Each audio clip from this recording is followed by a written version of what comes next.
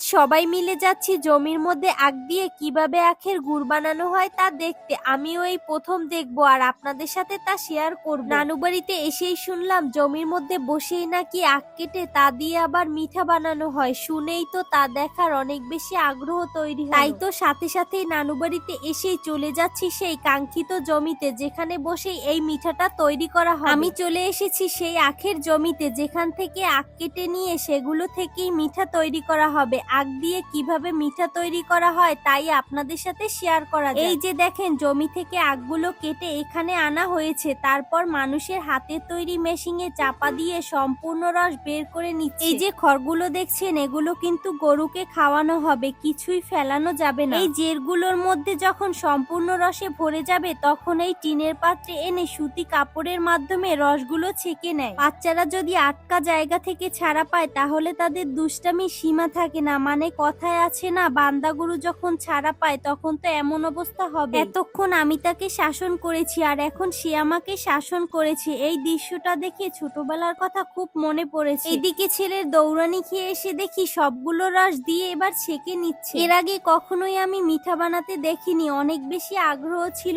দেখার। আর দেখেন না কি কপাল, এখানে এসেই তা দেখতে পেলাম। এবার এগুলো জাল করা হবে, তার জন্য আগুন ধরিয়ে নিচ্ছে। আমরা বাজার থেকে মিঠা কিনি, মনে করি কত সহজেই তা হয়ে যায়, কিন্তু আজ যদি এর সম্পূর্ণ প্রসেস না দেখতাম তাহলে বুঝতেই পারতাম না তারা এত কষ্ট পরিশ্রম করে মিঠা তৈরি করে। আপনারা প্রথমেই দেখছেন এই রসগুলো ছাকার পরও অনেক বেশি রসটা ঘোলা লাগছিল। আগুনে যদি বিষও জাল করা হয় তাও কিন্তু পানি হয়ে যায়, আর এখানে তো সামান্য ময়লা। এভাবে করেই 5 থেকে 6 বার এর উপরের ময়লাকে তুলে ফেলা হয় আর রসটা অনেক বেশি পরিষ্কার হয়ে যায়। আমরা কিন্তু 3 মিনিটের ভিডিওতে অনেক কিছু দেখি, তার পিছনে যে কতটা সময় লাগে তা হয়তো যে ভিডিওটা করে সেই জানে। সকাল 9টা থেকে বিকাল 3টা পর্যন্ত সময় লেগেছে এই ভিডিওটা করতে, তাও আমরা ভিডিওটা সবাই দেখি না। এখন প্রায় মিঠা বানানো শেষের দিকে। চুলা থেকে টিনের পাত্রটিকে নামিয়ে এগুলো নাড়তেই হবে, আর যত নাড়াবে ততই মিঠার আকৃতি হবে। ছোটবেলায় অনেক ছিট খেয়েছি, কিন্তু এটা কিভাবে বানায় তা জানতাম না। আজ নিজ চোখে দেখলাম টিনের পাত্রের সাথে যেটা আটকে থাকে সেটাই নাকি সিট। তারা মিঠা আর সিট সবাইকে ডেকে ডেকে দিচ্ছিল, আমিও কিন্তু বাদ যাইনি। এই যে দেখেন নাড়াতে নাড়াতে মিঠার আকৃতি কিন্তু চলে এসেছে। মাশাআল্লাহ, কত সুন্দর লাগছে তাই না? এখন এগুলো হালকা গরম অবস্থায় একটা সুতি কাপড়ের ওপর জমাট না বাঁধা পর্যন্ত